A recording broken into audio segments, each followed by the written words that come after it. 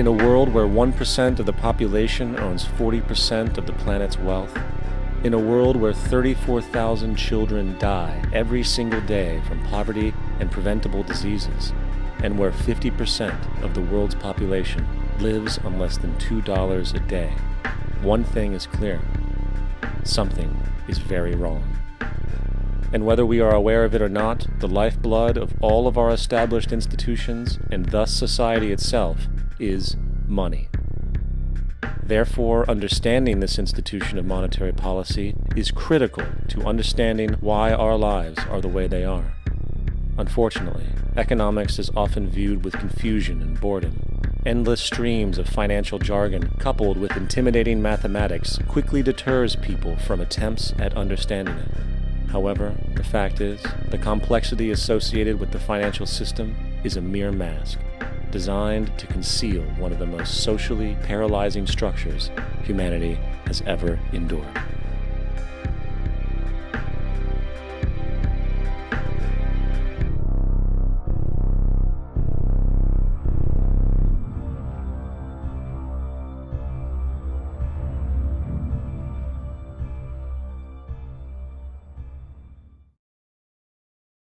A number of years ago, the Central Bank of the United States, the Federal Reserve, produced a document entitled Modern Money Mechanics.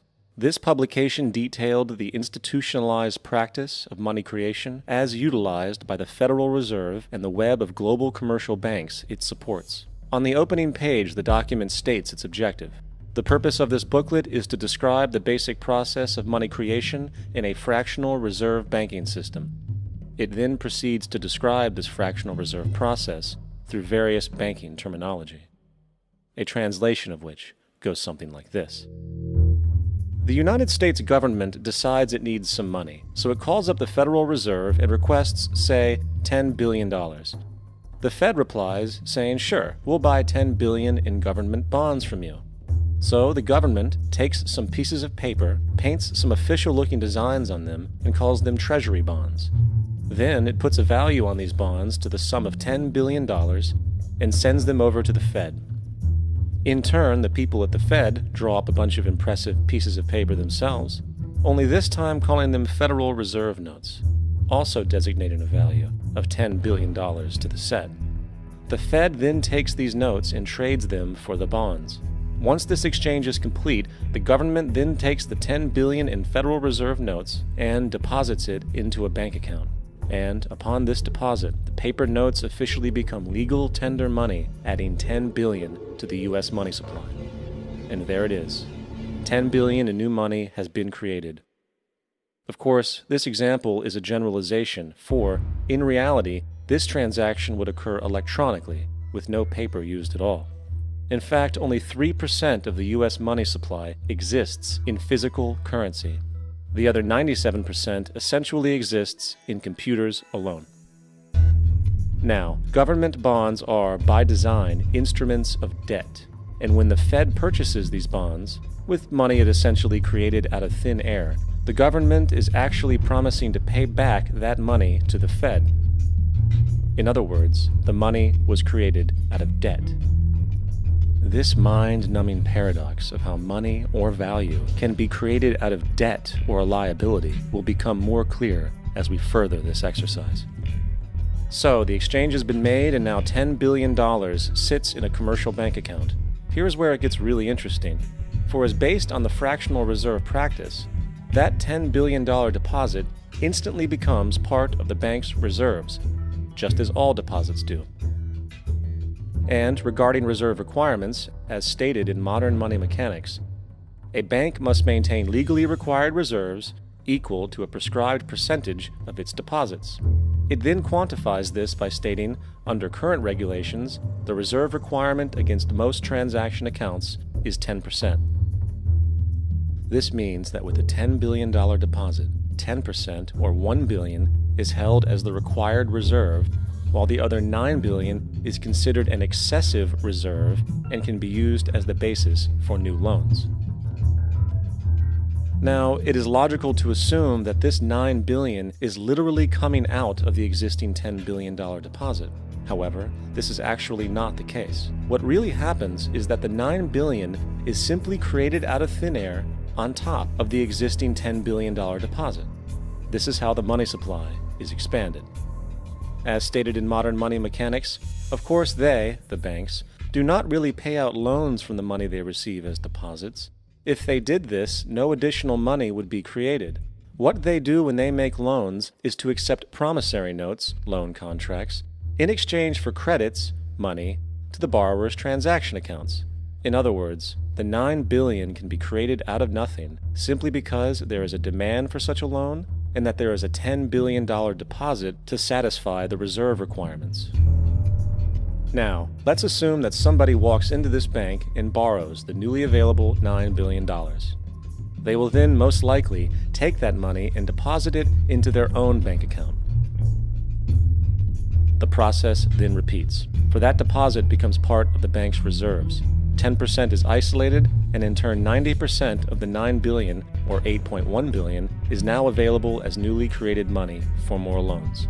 And of course, that 8.1 can be loaned out and redeposited, creating an additional 7.2 billion to 6.5 billion to 5.9 billion, etc. This deposit money creation loan cycle can technically go on to infinity. The average mathematical result is that about $90 billion can be created on top of the original $10 billion. In other words, for every deposit that ever occurs in the banking system, about 9 times that amount can be created out of thin air. Money jitters? Ask the obliging Bank of America for a jar of soothing instant money, M-O-N-E-Y, in the form of a convenient personal loan. So, now that we understand how money is created by this fractional reserve banking system, a logical yet elusive question might come to mind. What is actually giving this newly created money value? The answer? The money that already exists. The new money essentially steals value from the existing money supply. For the total pool of money is being increased irrespective to demand for goods and services. And as supply and demand finds equilibrium, prices rise, diminishing the purchasing power of each individual dollar. This is generally referred to as inflation, and inflation is essentially a hidden tax on the public.